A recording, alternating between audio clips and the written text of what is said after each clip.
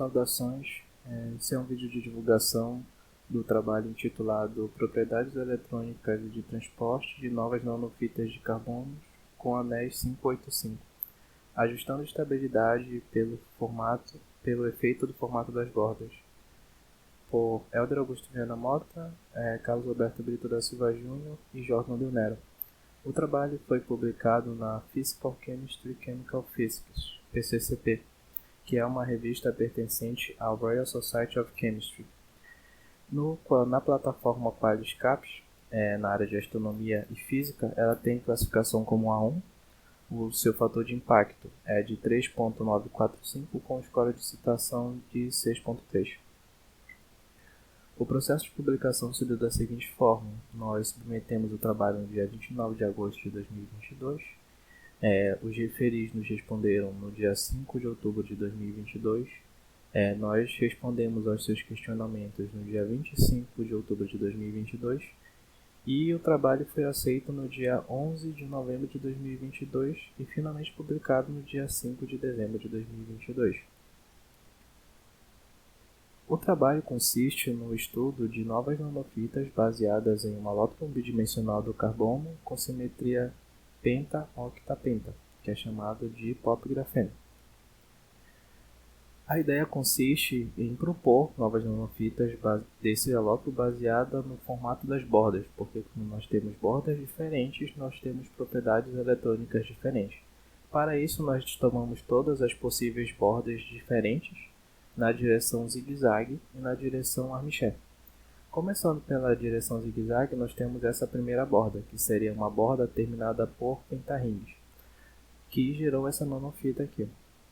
Baseado nessa borda, nós usamos a seguinte nomenclatura: zigue-zague, por causa da direção de corte, Pop GNR, que vem de Pop Graphene Nanorebles, nanofitas de pop grafeno, do tipo P1, que seriam bordas com pentarrings ligados a um átomo de hidrogênio.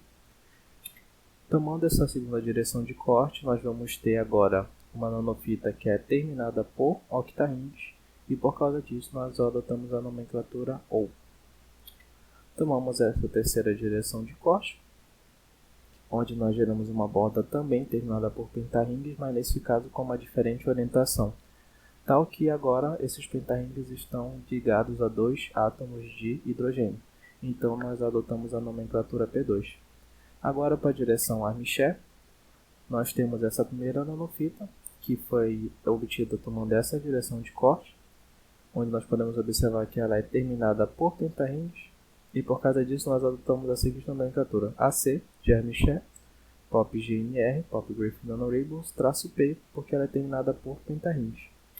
E finalmente, tomando essa última direção de corte, nós temos essa nanofita aqui, que fica sendo terminada por pentarrings e octarrings. E por causa disso nós adotamos a nomenclatura PO. Nós conduzimos o nosso trabalho utilizando a metodologia de cálculos de primeiros princípios, através da teoria do funcional da densidade, DFT, que foi aplicada no pacote computacional Siesta, e também em um de seus utilitários que é utilizado para fazer o transporte eletrônico, que é o Transiesta. Para efetuar essas simulações, nós utilizamos uma distância de vácuo de 20 angstroms, um K-grid utilizando a direção X como direção de periodicidade, 5511 para as do tipo zigue-zague e 2511 para as do tipo armiché.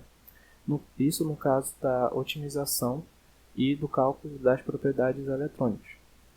Para as propriedades de transporte, nós utilizamos um K-grid de 10011. A densidade de corte da malha foi de 400 Rydberg. O potencial de troca e correlação foi o de GGA de Pergilburg, Kiernes-Ruf. O conjunto de funções de base, o DZP. E nossos critérios de convergência foi para a matriz de densidade uma variação abaixo de 10 a menos 4, uma tolerância para força residual entre os átomos abaixo de 0.005 eV por angstrom, e a menor componente do tensor de estresse que ela seja abaixo de 0.10 GPa. Como esse material ele é um material novo que não existe na literatura, essas nanofitas, primeiramente nós nos preocupamos em mostrar que esse material é estável. Então, nós fizemos essa abordagem através do cálculo da energia de coesão, que dá a estabilidade energética do material. Por volta de valores acima de -7, já é considerado que o material é estável, porque ele é comparável aos outros valores da literatura. Onde esses 5 primeiros valores são das nossas nanofitas, nós podemos observar que esse material é estável, por os valores entre -7 e -8. E nós conseguimos também observar que eles estão comparáveis aos outros alótropos na literatura, por exemplo, as nanofitas de fagrafeno, de tetrahexicarbon e de grafeno. Nós inclusive podemos observar que os nossos resultados eles são superiores a alguma das nanofitas de tetrahexicarbon.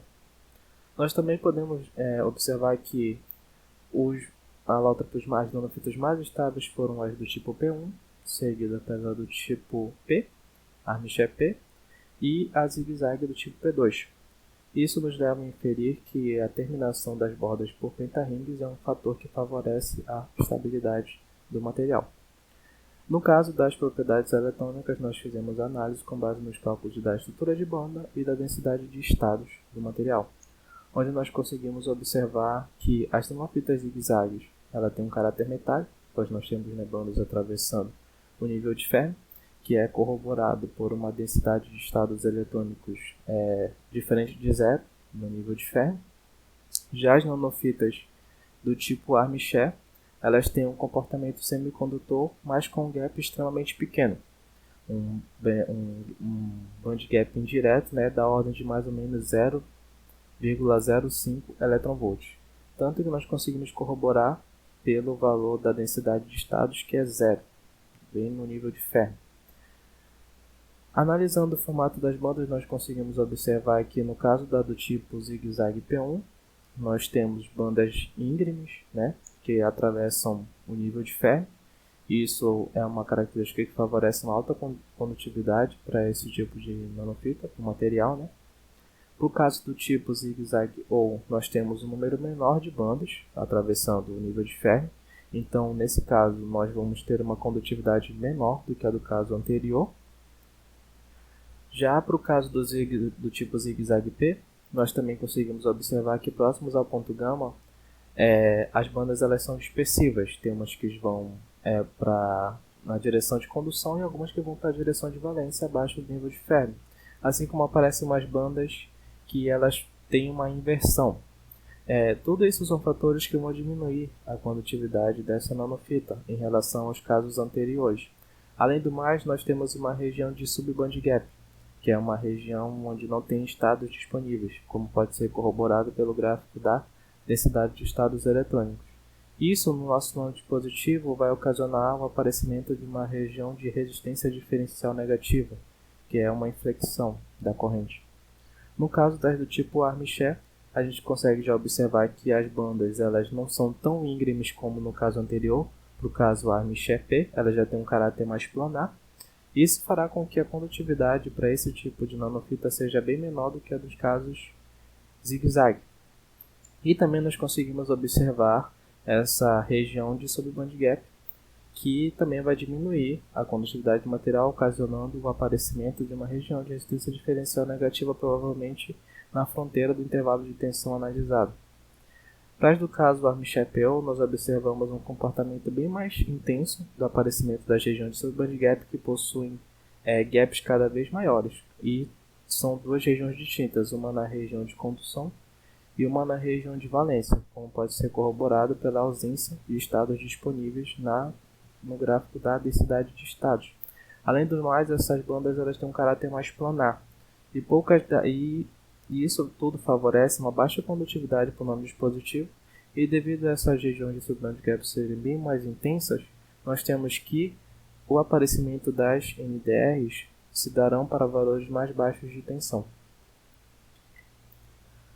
No caso das propriedades de transporte, foi utilizado aqui a nanofita do tipo zigue-zague P1 para representar os dispositivos do tipo zigue-zague e a do tipo Armichep P ou para representar os do tipo Armichep, porque a configuração adotada para os dispositivos foi a mesma para cada uma das direções de corte, utilizando no caso zigue-zague duas células unitárias para representar os eletrodos esquerdo e direito, e 5 células unitárias de estrutura, né, para representar a região de espalhamento.